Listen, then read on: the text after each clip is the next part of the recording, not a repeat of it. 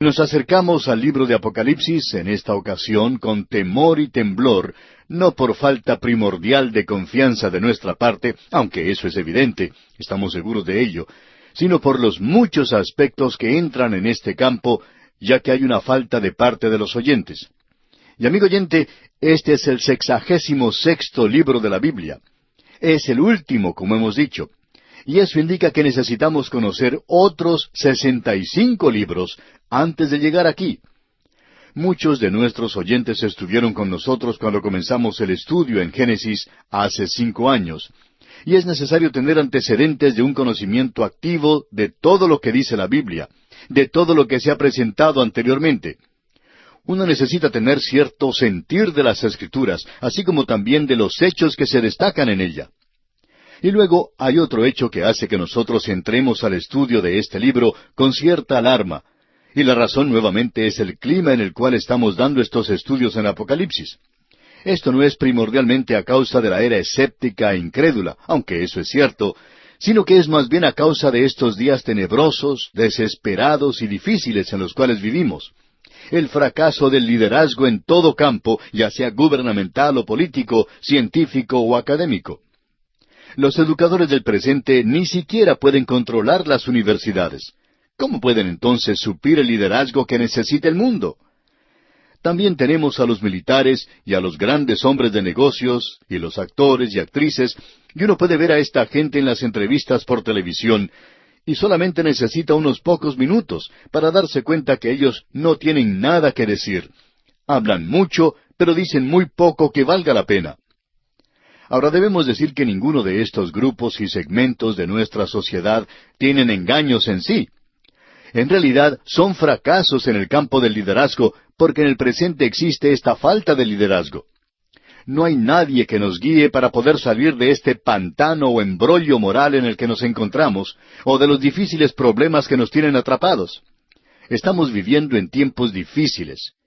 Creemos en realidad que este es uno de los peores tiempos en la historia de la Iglesia. Se hace muy difícil, y a causa del gran peligro que existe hoy, el Dr. Carl Ray escribió hace muchos años, después de la Segunda Guerra Mundial, lo siguiente: «Yo tengo temor. Todos los científicos que conozco tienen temor. Están atemorizados por las vidas de ellos y están atemorizados también por la vida suya». Amigo oyente, este es el cuadro de estos días y podríamos citar muchos más. Y la Iglesia hoy no tiene ninguna solución a los problemas de esta hora en la que vivimos, lo que hace de eso algo muy difícil. Una de las cosas que se ha notado es el crecimiento fenomenal de la membresía de la Iglesia, especialmente después de la Segunda Guerra Mundial, y eso solo por un tiempo. Pero hubo un crecimiento fenomenal de la membresía de un 20% de la población en 1884 a un 35% de la población allá por el año 1959. Ese fue el punto más elevado al que llegó la membresía en las iglesias protestantes. Y eso indicaría la posibilidad de una iglesia llena de entusiasmo para Dios. Tenía riquezas, llevaba a cabo tremendos programas, pero recientemente la iglesia ha comenzado a perder, y hoy por cierto que no está afectando la cultura de esta hora, la cultura contemporánea del presente. Estamos por cierto viviendo en días como este. El 19 de diciembre de 1968, el finado David Lawrence escribió un editorial tratando el tema de la confusión y el desorden en que se encuentra el mundo del presente. Y él lo pudo describir, pero no tuvo la solución para el desorden y la confusión en la cual está el mundo en el presente. ¿Qué cuadro el que tenemos de la hora actual? Y al contemplar a nuestro alrededor al mundo, vemos que realmente se encuentra en un estado completamente desordenado. Podríamos citar de varias fuentes relacionadas con esto, probablemente lo haremos más adelante, pero creemos que esto es suficiente para destacar el hecho de que estamos viviendo en esta clase de día. Por tanto, ha habido un renovado interés en la profecía, y como resultado, muchos hombres que habiendo demostrado muy poco interés en la profecía anteriormente, de pronto han resultado expertos en este campo de la profecía. Pero aparentemente no la han estudiado mucho, porque como dijo Sir Robert Anderson, hay algunos que han salido con extravagantes manifestaciones proféticas entre nosotros. Esto ha llevado a interpretaciones de las Escrituras de lo más extrañas y de lo más absurdas que uno puede imaginar. Esta gente hace del libro de Apocalipsis algo místico, fanático y un libro difícil de comprender. Están comenzando a establecer hechos y fechas y traducen el Apocalipsis como algo que está sucediendo ahora o que ha sucedido recientemente. Y algunas de estas interpretaciones hasta nos hacen dar risa de veras. Podríamos decir mucho más, pero solamente queremos presentar una ilustración aquí para demostrar el extremo ridículo a que pueden llegar algunas personas. En el pasado hemos utilizado otras ilustraciones, pero aquí tenemos a un hombre que se supone es un maestro de la Biblia, y nosotros hace tiempo estuvimos estudiando el libro de Amós, usted recordará. Y este hombre, pues, nos escuchó. Allí mencionamos que el Señor Jesús era el león de la tribu de Judá, y que de Judá saldría el Señor Jesús, y que Él vino como el Cordero de Dios, pero que Él regresará otra vez como el león de la tribu de Judá. Este hombre, pues, nos escribió diciendo, de Judá saldrá el anticristo. Ustedes están equivocados otra vez. ¿Qué es lo que la Biblia dice? Dice que Él vendrá como un león rugiente. ¿Y de dónde vienen los leones? Bueno, los leones vienen del África, por lo tanto, Él vendrá del África. Amigo oyente, no creemos que alguien pueda apartarse mucho más de lo que ha hecho este hombre al interpretar la profecía así de esta manera. Esta clase de cosas es lo que censuramos en esta ocasión, porque al llegar ahora a este libro, queremos hacer una declaración tal vez un poco sorprendente, y estamos seguros que habrá muchos que no estarán de acuerdo con esto. Vamos a tratar de responder a todas estas interpretaciones extravagantes al avanzar en nuestro estudio, y vamos a demostrar que el libro de Apocalipsis es uno de los libros más sensatos que existen en la Biblia. Permítanos hacer esta declaración un poco sorprendente. El libro de Apocalipsis no es un libro difícil.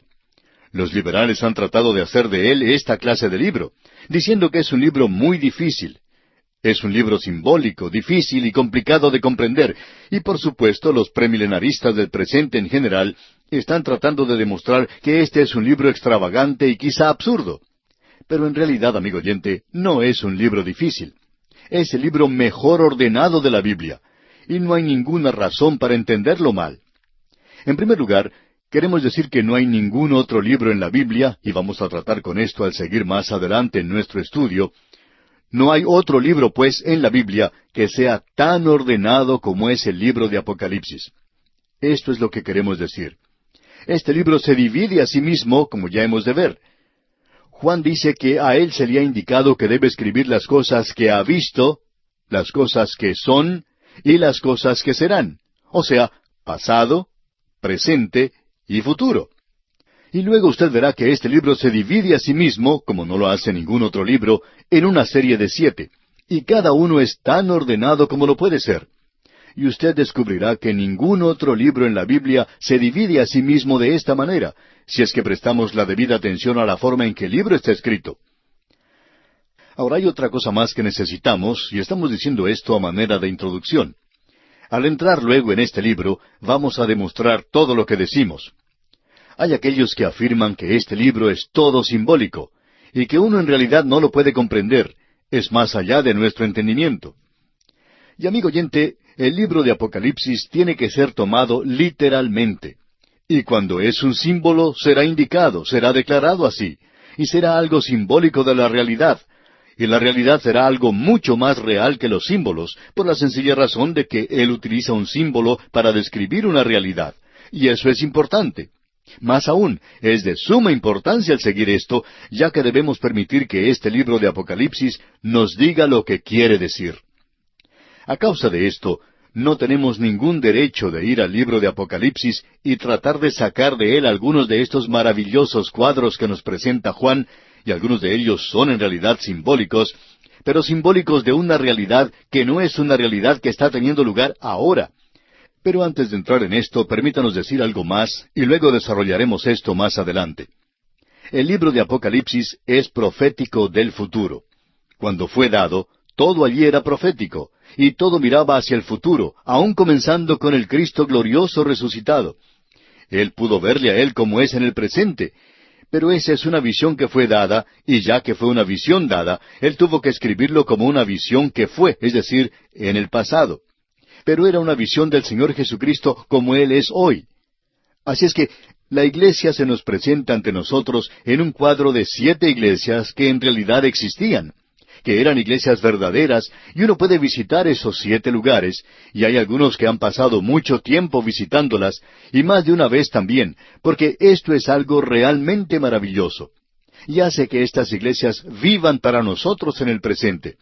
Y uno puede ver y admirar y contemplar las ruinas de esto en el presente, y puede apreciar cómo Juan estaba hablando a una situación local, estaba dando la historia de la iglesia. Y luego, al comienzo del capítulo 4, la iglesia ya no se menciona más. En realidad, no se menciona más en el libro de Apocalipsis. Ahora alguien quizá nos diga, ¿quiere usted decir con eso que ya deja de existir? Bueno, sale de esta tierra y va al cielo. ¿Y qué es lo que le sucede? Bueno, la iglesia llega a ser la esposa de Cristo. Y usted va a poder ver a la esposa en la última parte del libro de Apocalipsis. No es ya la iglesia. Ahora es la esposa que va a ser presentada a Cristo. ¡Qué cuadro, amigo oyente, es este! Y luego, comenzando con el capítulo 4, todo se expresa definitivamente en el futuro, donde nos encontramos ahora. Así es que, cuando alguien trata de sacar del libro de Apocalipsis alguna visión en cuanto al hambre, o a la guerra, o cosas por el estilo, simplemente no encajan, no le da ningún resultado. Así es que debemos permitirle a Juan que nos diga las cosas tal cual son. Y amigo oyente, necesitamos permitirle a la Biblia que nos hable de esa manera. Hay algunos que sacan de aquí ideas realmente absurdas y extravagantes. Esa es la razón por la cual entramos a este libro con mucho temor y temblor. Ahora, lo interesante de notar aquí es que la profecía está siendo desarrollada en el presente. Las grandes doctrinas de la Iglesia han sido desarrolladas en ciertas épocas. Al principio fue la doctrina de las Escrituras, de la palabra de Dios. Luego fue la doctrina de la persona de Cristo, o sea, la cristología. Después, la doctrina de la salvación. Y así podemos seguir, y ahora estamos viviendo en un día cuando la profecía está siendo desarrollada, y tenemos que poner mucho cuidado a quién escuchamos decir esto o aquello. Cuando los peregrinos salieron para América, el pastor de la ciudad de Leiden, Holanda, les recordó algo que quisiéramos citar ahora. Dijo, «El Señor tiene muchas verdades aún que presentar de su santa palabra. Lutero y Calvino eran luces brillantes en sus épocas. Aún así, no penetraron la totalidad del consejo de Dios. Estén listos para recibir cualquier verdad que sea dada a conocer a ustedes de la palabra escrita de Dios». Ahora, Dios no está revelando su verdad dándole a usted una visión o un sueño o una nueva religión. Dios hoy está revelando sus nuevas verdades de su propia palabra. Así es que necesitamos tener mucho cuidado con lo que es. El siglo XX ha sido testigo, como hemos dicho ya, de un renovado interés en la escatología. Esa es la doctrina de las cosas postreras, o en el lenguaje común, de la profecía. Especialmente desde la Primera Guerra Mundial, se dieron grandes pasos en el campo de la profecía, y en especial en las últimas 2 décadas del siglo XX. En realidad, se le ha dado nueva vida a esta fase de las Escrituras. Toda esta atención ha enfocado la luz de un estudio más profundo en el libro de Apocalipsis.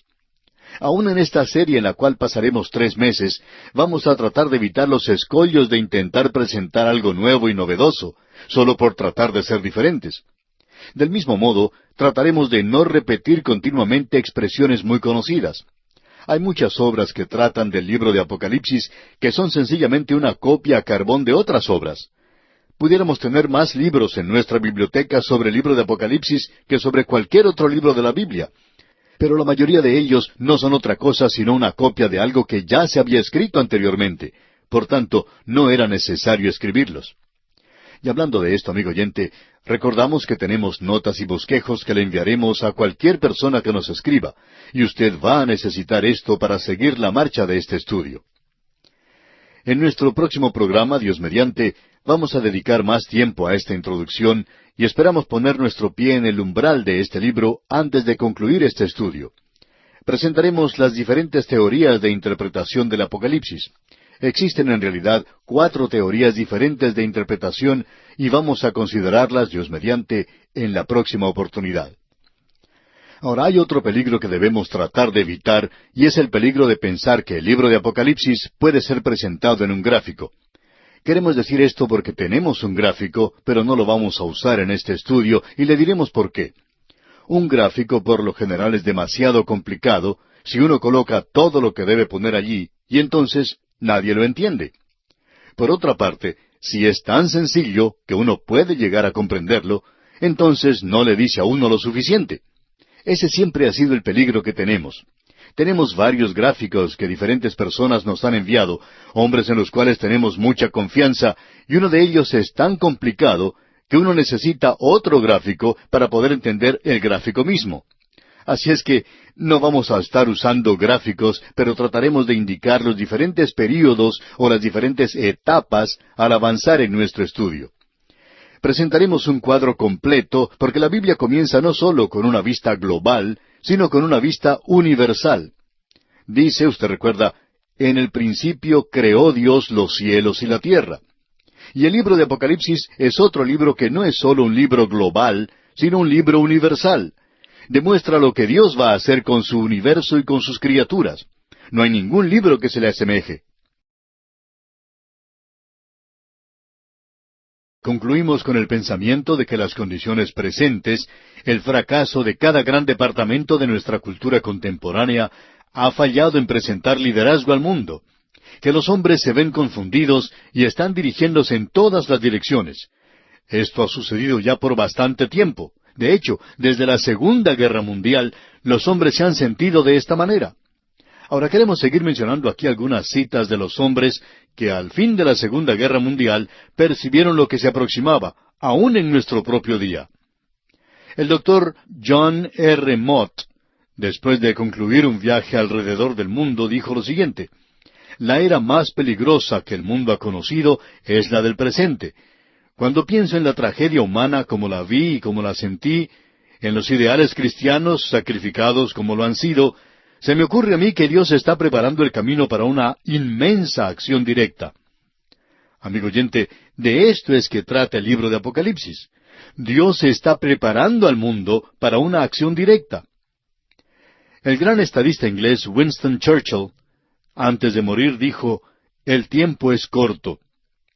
El señor Luce, quien fuera propietario y editor de las revistas Life, Time y Fortune, dijo en una ocasión que cuando él era muchacho, hijo de un misionero presbiteriano en la China, que él y su padre a menudo discutían sobre el reino premilenario de Cristo, y él pensaba que todos los misioneros que creían en esa enseñanza tenían ciertas tendencias a ser fanáticos. Y luego el señor Luce dijo, y citamos sus palabras: me pregunto si no había algo de cierto en esa posición después de todo. Por su parte, el historiador norteamericano Charles Baird dijo: por todo el mundo, los pensadores y filósofos sondean el horizonte del futuro y están tratando de fijar los valores de la civilización y están especulando en cuanto a su destino. El doctor William Yoacht, en su libro El camino hacia la civilización, escribió: la escritura en la pared de 5 continentes nos dice ahora que el día del juicio está a la puerta. El doctor Raymond B. Fosdick, quien fue presidente de la Fundación Rockefeller, dijo: a muchos oídos les llega el ruido de las pisadas del juicio. El tiempo es corto. Por su parte, H. G. Wells, antes de morir, declaró lo siguiente: este mundo se encuentra en las últimas. El fin de todo aquello que llamamos vida está a la puerta. Y luego el general Douglas MacArthur dijo: hemos tenido nuestra última oportunidad. También el expresidente norteamericano Dwight Eisenhower dijo: sin una regeneración moral a través de todo el mundo, no hay ninguna esperanza para nosotros. Vamos a desaparecer un día en el polvo de una explosión atómica. Y luego el señor James D. Forrestal, quien fuera secretario de Defensa de los Estados Unidos hace muchos años, dijo: en mi opinión, el estado de tensión continuará por el resto de nuestras vidas y la de nuestros hijos. Es un porvenir tenebroso, pero se aprecia un rayo de esperanza. Nuestras vidas terrenales pueden ser cortadas en cualquier momento por la voz del arcángel y la trompeta de Dios a la venida de Cristo, quien es anunciado por segunda vez a un mundo destrozado por las luchas. De modo que, por mucho tiempo, amigo oyente, los hombres que han ocupado altos cargos han mirado hacia el futuro y lo mejor que ellos podían decir es que se avecinaba una gran crisis. Nos preguntamos lo que dirían si hubieran vivido en nuestros días. Bueno, como resultado de esto se ha podido apreciar un gran giro hacia la profecía, y creemos que se está desarrollando hoy como nunca ha sucedido antes en nuestra época. Pero a través de la historia de la Iglesia ha habido 4 sistemas diferentes de interpretación de la profecía, basados en su mayoría en el libro de Apocalipsis. Permítanos mencionar esto de paso, amigo oyente, porque alguien ha enviado unas notas que había tomado de un antiguo comentario y no sabemos en realidad quién fue el que escribió este comentario. No hemos llegado al final de las notas todavía y quizá lleguemos al fin de ellas antes de concluir con nuestro estudio. Y luego podremos decir de quién son. Pero esta es una de las obras más eruditas en el libro de Apocalipsis y entra en tanto detalle que hasta llega a ser un poco complicado. Ahora, de estas 4 divisiones principales de interpretación, este autor divide la dimensión, primero, en unas 20 interpretaciones diferentes. Así es que, a través de la historia de la Iglesia, ha habido muchas interpretaciones de la profecía. Pero creemos que nosotros podemos demostrar que la Iglesia hoy ha seguido lo que creemos es la interpretación futurística. La primera de estas teorías es la que interpreta que todo el libro de Apocalipsis ha sido cumplido en el pasado. Tiene que ver con referencias locales en la época de Juan. Tiene que ver con los días de Nerón. Y este punto de vista es mantenido por Renan y por la mayoría de los eruditos alemanes y también por Eliot. Debemos decir que es cierto que el libro de Apocalipsis tiene consuelo, y que algunas personas no piensan en esto cuando leen en las copas de la ira de Dios y de los 4 jinetes del Apocalipsis. Pero vamos a poder ver que el libro de Apocalipsis no es en cuanto a estas cosas. Tiene otro tema, y que en realidad es para el consuelo del pueblo de Dios, y lo ha sido por todas las edades. Pero la interpretación de esto, este tipo de interpretación, indica que uno bien puede sacarlo de la Biblia, ya que no tiene ningún significado para la hora presente. Y este punto de vista, opinamos nosotros, ha sido bien contestado y relegado al limbo de las cosas perdidas. Luego tenemos la interpretación histórica. Y el punto de vista de esta interpretación es que el cumplimiento del libro de Apocalipsis se desarrolla en la historia, y que uno lo puede ubicar en la historia. Bueno, creemos que hay un poco de verdad en esto, en las 7 iglesias, pero más allá de eso no creemos que haya nada, como veremos después. Luego, la tercera interpretación es conocida como la interpretación histórico-espiritual. Lo histórico, por supuesto, es que el cumplimiento de la revelación tiene lugar en la historia, y que el Apocalipsis es la historia profética de la Iglesia hasta el fin, de acuerdo a esta teoría. Pero la teoría histórico-espiritual es un refinamiento de la teoría que fue presentada por el Dr. William Ramsey, según creemos nosotros. Esta teoría declara que las 2 bestias son Roma imperial y provincial, y que el motivo del libro es el de animar a los creyentes. Según esa teoría, el Apocalipsis se ha cumplido en su mayor parte, y que allí hay ahora lecciones espirituales para la iglesia del presente. El sistema que conocemos en el presente como amilenarista o amilenarismo ha adoptado este punto de vista. Esto, por supuesto, que disipa y derrota el propósito del libro.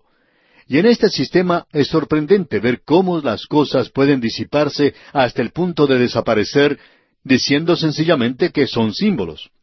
Pero esta gente nunca es capaz de decirle a uno qué clase de símbolos son. Siempre existe un verdadero problema en hacer eso.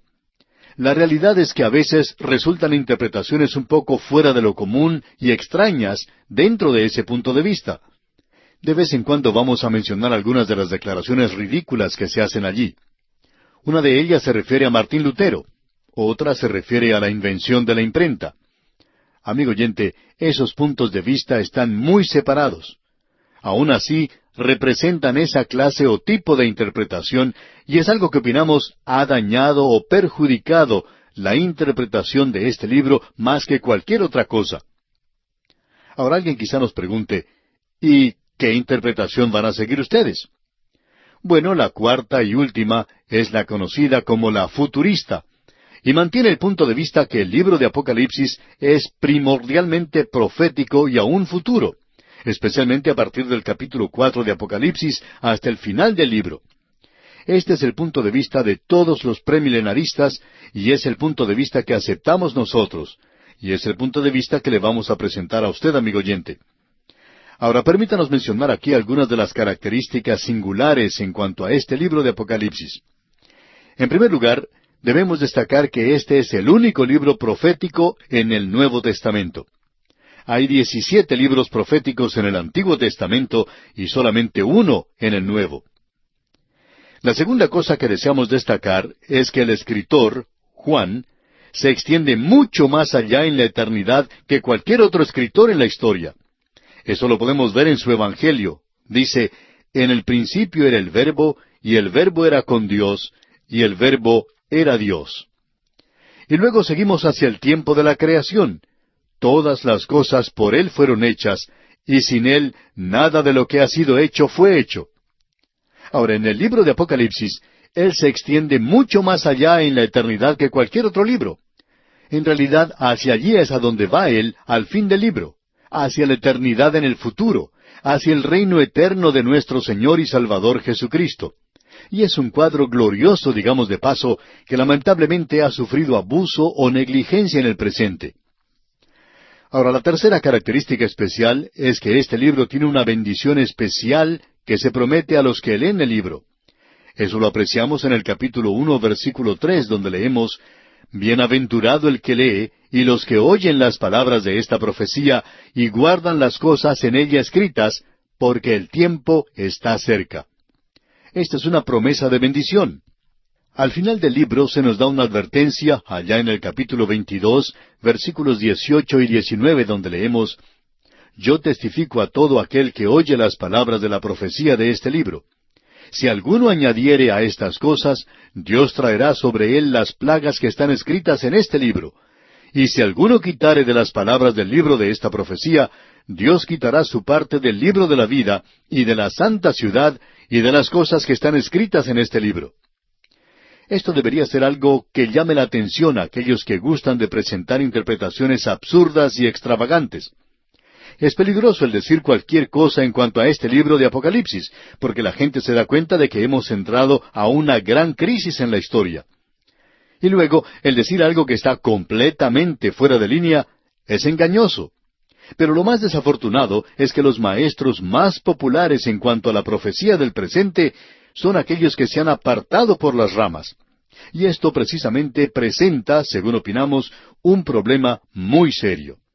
Más adelante veremos las repercusiones de esto. Ahora, la cuarta cosa destacada en cuanto al libro de Apocalipsis es que no es un libro sellado. Usted recuerda que Daniel estaba hablando en cuanto al libro sellado hasta el fin. Pero aquí en el libro de Apocalipsis se le dice a Juan, en el capítulo 22, versículo 10, «Y me dijo, no selles las palabras de la profecía de este libro, porque el tiempo está cerca». Nosotros estamos en desacuerdo con aquellos, especialmente los liberales del presente, que gustan decir que el libro de Apocalipsis es un libro muy difícil, lleno de cosas que uno no puede comprender y todo eso. Bueno, eso es contradecir aquello que el Señor Jesucristo mismo ha dicho, que este no es un libro sellado.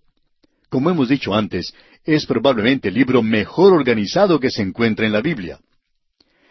La quinta cosa que deseamos destacar en cuanto a este libro es que es una serie de visiones expresadas en símbolos que tratan con la realidad. La interpretación literal se prefiere casi siempre, a no ser que Juan presente claramente ante nosotros que se debe hacer de otra manera. Llegamos ahora a la sexta y última característica destacada de este libro, y es algo sorprendente, por cierto. En cierto sentido, es más importante. Este libro es como una gran estación terminal del ferrocarril. Allí es donde van a parar todas las líneas de profecía que vienen de otras porciones de las Escrituras. El Apocalipsis no origina y tampoco da principio a nada, sino que consume y concluye aquello que ha comenzado en otra parte.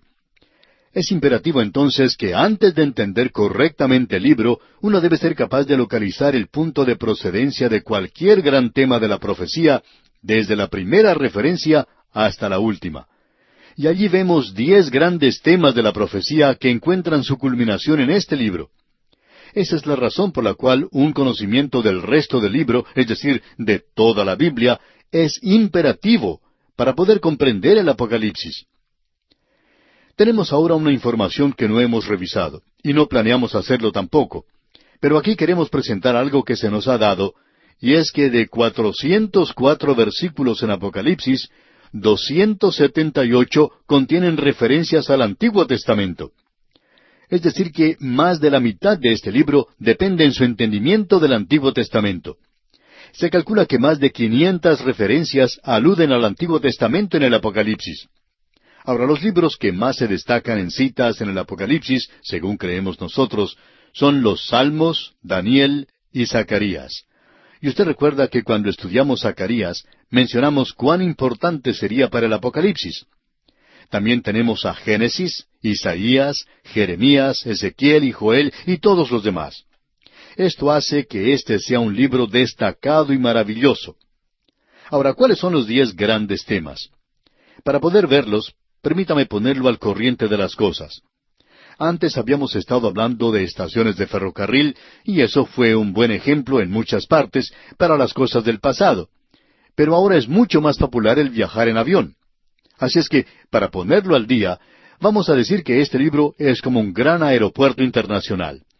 Podemos ver que arriba un avión viene procedente del Japón. La gente de ese país son japoneses. Y si usted nunca ha visto un japonés, a usted le interesará observarlos detenidamente. Quizás se pregunte de dónde viene esa gente. Y usted podrá notar que muchos de ellos usan ropas diferentes a las nuestras, y usted podría tener muchas preguntas.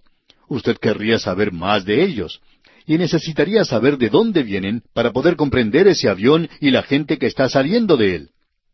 Y ahora viene otro avión, digamos de la ciudad de Nueva York, lleno de hombres de negocios.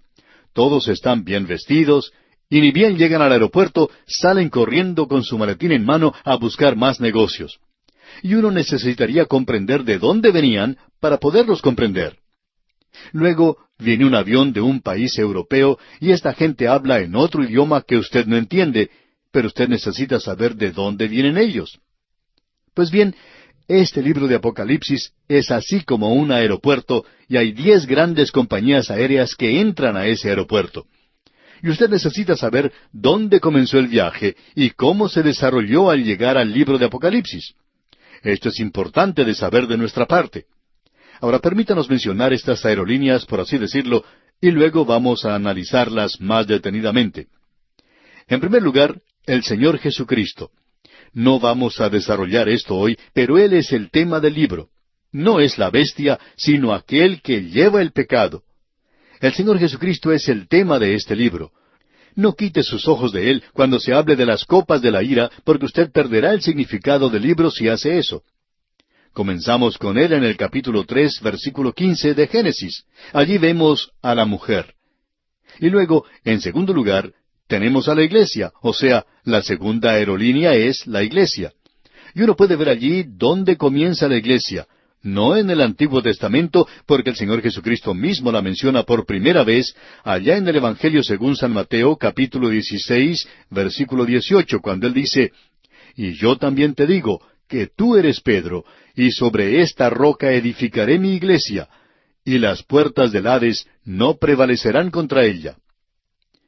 Luego tenemos la resurrección y la traslación de los santos, o sea, el traslado de los santos.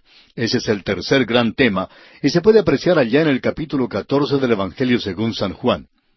También en la primera epístola del apóstol Pablo a los Tesalonicenses, capítulo 4, versículos 13 al 18. En la primera epístola a los Corintios, capítulo 15, versículos 51 y 52. Y luego hay otros pasajes más, y nos vamos a referir a ellos cuando nos toque estudiar esa parte. El cuarto gran tema es la gran tribulación que comienza en el capítulo 4 de Deuteronomio, donde Dios dice eso cuando su pueblo estará en tribulación. Luego, en quinto lugar, Satanás y el mal. ¿Dónde comenzó él? Bueno, eso lo tenemos allá en el capítulo 28 de Ezequiel. También vamos a tratar con esto más adelante. Ahora, en sexto lugar, tenemos al hombre de pecado, y nuevamente vemos eso en el capítulo 28 de Ezequiel. Luego, la séptima cosa es el curso y el fin del cristianismo apóstata. Eso se nos presenta en el Evangelio según San Mateo, capítulo 13. Y Daniel tenía algo que decir en cuanto a esta condición mundial. Y luego vemos al símil aquí. La octava línea de profecía, esa compañía aérea, digamos, de profecía que entra a este aeropuerto, es el comienzo, el curso y el fin del tiempo de los gentiles. El Señor Jesucristo dijo allá en el Evangelio según San Lucas, capítulo 21, versículo 24, «Y Jerusalén será hollada por los gentiles hasta que los tiempos de los gentiles se cumplan». Y luego tenemos la novena gran profecía, la segunda venida de Cristo. Tenemos esto en gran lujo de detalles. Y finalmente, la número 10 son los pactos de Israel, comenzando con el pacto que Dios hizo con Abraham, allá en el libro de Génesis capítulo 12, y 5 cosas que Dios prometió a Israel. Dios dijo aquí que Él va a cumplir todas ellas, como cumplirá las promesas que Él nos ha hecho a nosotros. El Dr. Broadus, un destacado expositor bíblico norteamericano, señala 7 teorías, mientras que Tregelles, otro expositor bíblico, señala 3. Ahora, según las notas de otro expositor destacado del pasado, él divide cada una de las teorías preteristas en 20 divisiones diferentes. Así es que ha habido mucha diferencia de opinión en la interpretación de este libro. Mencionamos en la oportunidad anterior que nosotros mantenemos la teoría futurista, es decir, que nosotros expresamos lo que se conoce como el punto de vista premilenario. Y este es el punto de vista de todos los premilenaristas.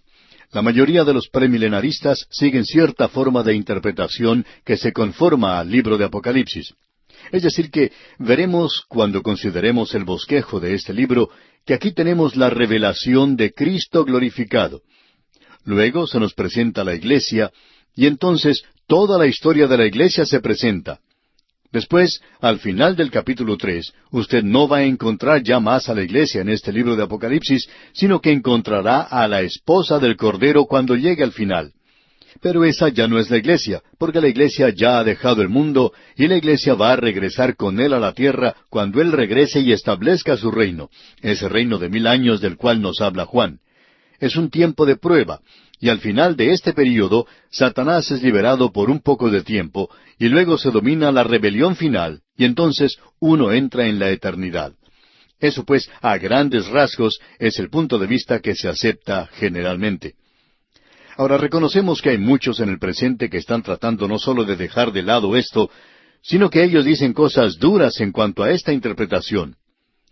Un libro que se publicó hace ya varios años cita a varios expositores destacados de la Biblia, y entendemos que el escritor de este libro es un laico, y no hay nada malo con ser un laico, pero probablemente este hombre debería mantenerse en su propio campo. Pues bien, en cierta ocasión el autor de este libro llamó por teléfono al Dr. McGee, el autor de estos estudios bíblicos, y le hizo una pregunta. El Dr. McGee no se encontraba bien de salud en aquella ocasión y no quiso responder la pregunta de este hombre y no respondió. Sin embargo, este escritor indicó en su libro que el Dr. McGee no pudo contestar su pregunta, cuando lo cierto es que él no quiso dar respuesta a esa pregunta. No quería verse mezclado en un argumento con un hombre de quien se había convencido adoptaba una posición muy fanática. Ahora, si este escritor cita mal a otras personas de la misma forma en que citó mal al Dr. McGee, pues entonces no hay razón para tener confianza en su libro. Y el interrogante que ese libro presenta es que este punto de vista que tenemos en el presente es algo completamente nuevo. Y admitimos que se ha desarrollado, como la mayoría de las otras interpretaciones, en la segunda mitad del siglo XX. Ahora, por mucho tiempo existió y todavía quedan algunos residuos de lo que se conocía como el postmilenarismo.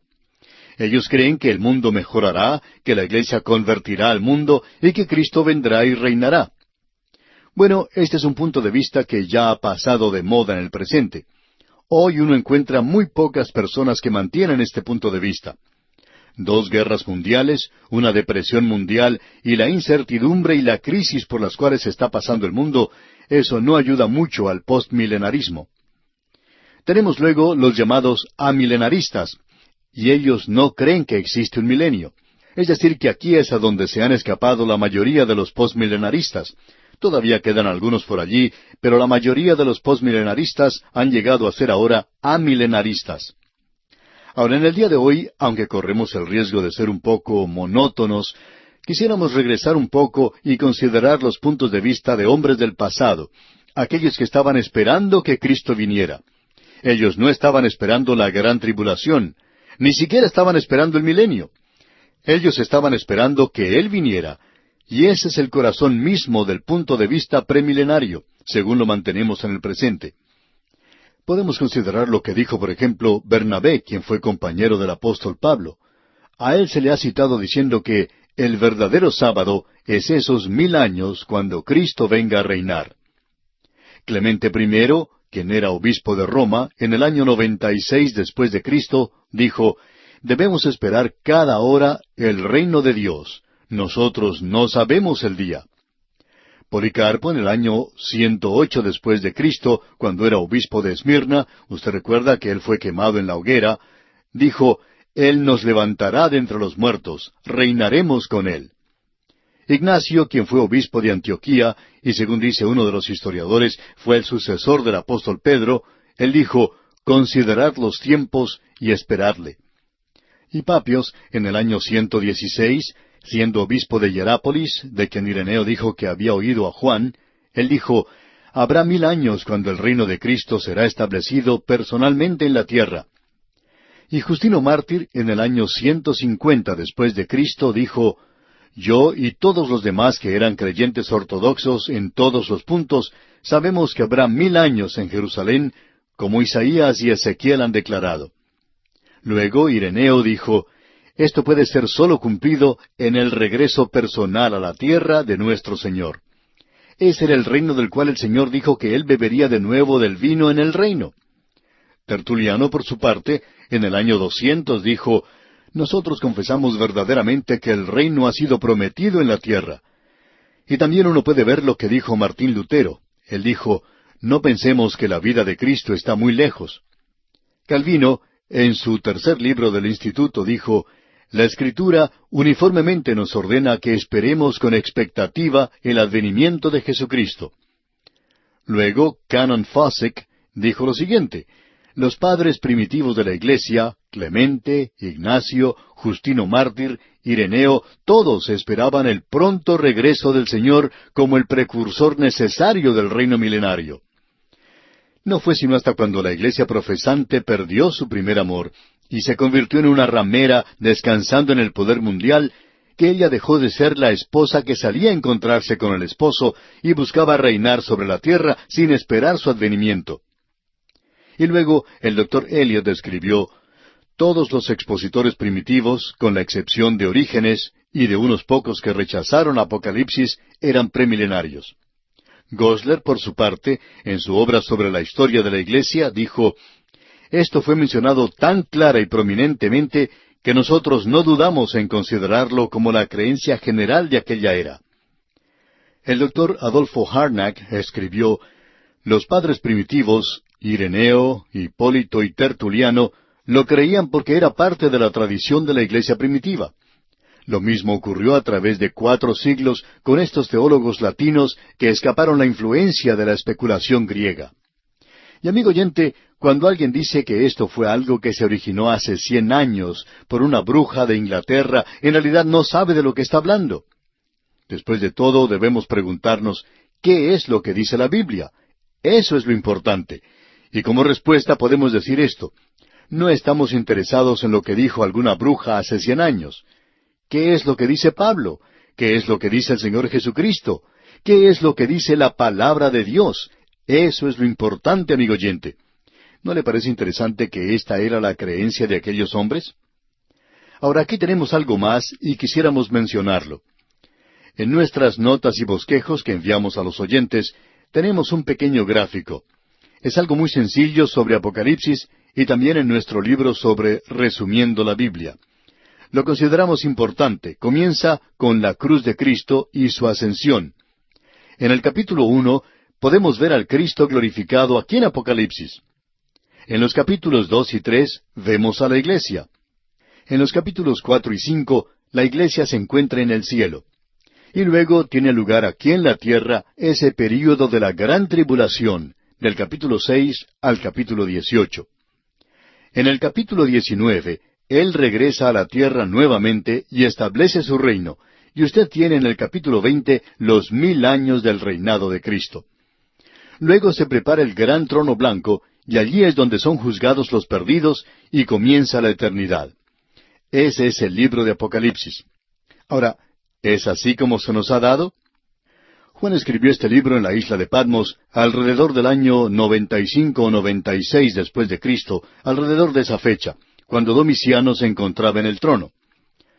Stauffer hace una importante observación. Él dice, Domiciano también fue el primer emperador que ejecutó una campaña contra Cristo, y la Iglesia respondió al ataque bajo el liderazgo del último apóstol de Cristo, Juan del Apocalipsis. Nerón había hecho destruir, por así decirlo, a Pablo y a Pedro, pero lo hizo considerándolos como judíos sediciosos. Domiciano fue el primer emperador que llegó a comprender que detrás de este movimiento cristiano existía una figura enigmática que amenazaba la gloria del emperador. Él fue el primero en declarar la guerra contra esta figura y el primero también en perder la guerra del vislumbre de las cosas venideras. Eso es muy importante. Ahora, una cosa más que queremos mencionar antes de darle la división de este libro es presentarle el tema del libro. Queremos establecer esto porque es muy importante. Queremos enfatizarlo y reenfatizarlo. Y para hacer eso, permítanos leer el primer versículo del Apocalipsis, Apocalipsis capítulo 1, versículo 1. Dice, la revelación de Jesucristo que Dios le dio para manifestar a sus siervos las cosas que deben suceder pronto, y la declaró enviándola por medio de su ángel a su siervo Juan. Queremos mantener siempre delante de nosotros esto, de que este libro es la revelación de Jesucristo. En los Evangelios tenemos los días de su carne. No tenemos allí la revelación total de Jesucristo.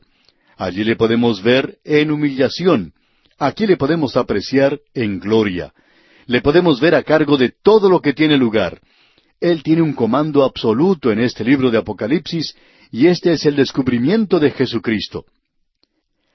El comentarista Snell lo dice así, en la revelación, el Cordero es el centro alrededor del cual se agrupa todo lo demás, la fundación sobre la cual se edifica todo aquello que perdura, el clavo que une a todo, el objeto al cual todo señala y el manantial del cual salen todas las bendiciones.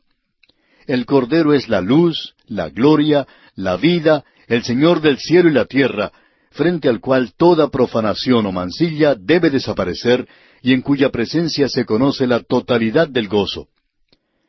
De aquí que no podamos avanzar mucho en el estudio de Apocalipsis sin ver al Cordero como las señales que marcan el camino para recordarnos que aquel que por sí mismo nos limpió de nuestros pecados, ahora ha sido exaltado, y ante Él debe inclinarse toda rodilla y confesar toda lengua.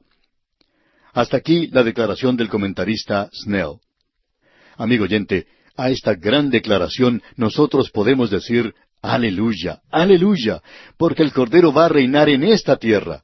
Ese es el plan de Dios, ese es el propósito de Dios. Nosotros hemos dicho que el libro de Apocalipsis no es verdaderamente un libro difícil, que es un libro que es dividido a sí mismo de una manera muy fácil. Por cierto que lo hace. Si usted lee los versículos 18 y 19 de este primer capítulo, Juan lo dividirá para usted. Este es un libro en el cual uno no debe trabajar tratando de hacer alguna división. Juan lo hace todo por usted, y en el versículo 18 tenemos al Señor Jesucristo hablando como el Cristo glorificado, y dice, «Y el que vivo y estuve muerto, mas he aquí que vivo por los siglos de los siglos. Amén. Y tengo las llaves de la muerte y del Hades». 4 grandes declaraciones en cuanto a Él. Él dice, «el que vivo». En otro lugar, «estuve muerto». Y luego Él dice, «he aquí que vivo por los siglos de los siglos».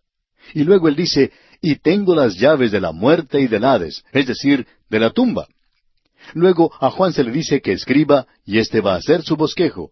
Él presenta esto en el versículo 19 de este capítulo 1 de Apocalipsis, donde dice, «escribe las cosas que has visto, y las que son, y las que han de ser después de estas». Amigo oyente, Esto es realmente maravilloso, una división grandiosa la que se nos presenta aquí. En realidad no hay nada que se le pueda comparar. Primero él dice, yo soy el que vive. Y luego dice, las cosas que has visto. Es decir, al Hijo del Hombre en el cielo, Cristo en la gloria. Ese es el capítulo 1 de Apocalipsis. Él dice, el que vivo y estuve muerto, mas he aquí que vivo por los siglos de los siglos. Él le dice a Juan que escriba las cosas que son. Usted va a poder apreciar, amigo oyente, que el Cristo viviente está muy ocupado hoy. ¿Sabía usted que Él es la cabeza de la iglesia en el presente? ¿Sabe usted la razón por la cual la iglesia se encuentra en tal desorden? La iglesia es como un cuerpo que ha sido decapitado. Ya no está en contacto con la cabeza de la iglesia. Y tenemos el bosquejo que se nos presenta de las 7 iglesias en los capítulos 2 y 3 de este libro de Apocalipsis. Esas son las cosas del presente. Las cosas que son pasadas es esa visión del Cristo glorificado. Ahora, comenzando con el capítulo 4 hasta el capítulo 22, tenemos el futuro. Él dice que Juan debe escribir de las cosas que han de ser después de estas. Y esto es muy importante. Ahora, la expresión después de estas viene del griego metatauta. ¿Y a qué cosa se refiere? Bueno, a las cosas después de las cosas de la iglesia. Así es que, comenzando con el capítulo 4, uno trata con las cosas que van a tener lugar después que la iglesia salga de la tierra. Y el gran engaño de la hora presente es el buscar o tratar de sacar del libro de Apocalipsis, del capítulo 4, tratar de sacar estas cosas para el presente. Es por eso que tenemos todas esas interpretaciones extravagantes hoy. ¿Por qué no seguimos simplemente lo que Juan nos está diciendo? Él dice, aquí tienen mi bosquejo, síganlo. Escribe las cosas que has visto, y las que son, y las que han de ser después de estas. Metatauta, después de estas. Juan va a informarnos cuando él llegue a metatauta. Eso comenzará con el capítulo 4, las cosas que han de ser después de estas. Así es que no hay cómo perder esto de vista, a no ser que usted tenga algún sistema de interpretación que no encaje dentro del libro de Apocalipsis. Entonces, si no sucede así, entonces usted va a tener sus problemas. Debemos mantener en mente que el Señor Jesucristo está detrás de todo lo que tiene lugar en este libro. Él está a cargo completamente de todo. Él es el Cristo glorificado. Ah, amigo oyente, que usted y yo pudiéramos verle a Él hoy. Hemos tratado de presentar ciertas divisiones de este libro en formas o maneras diferentes. Lo hemos dividido en la misma división que Juan nos da. O sea, en el capítulo 1 tenemos la persona de Jesucristo, Cristo en la gloria. Luego, en los capítulos 2 y 3, tenemos la posesión de Jesucristo, es decir, su iglesia. Es suya, su iglesia, de que Él amó a la iglesia, Él se entregó por ella para que fuera suya.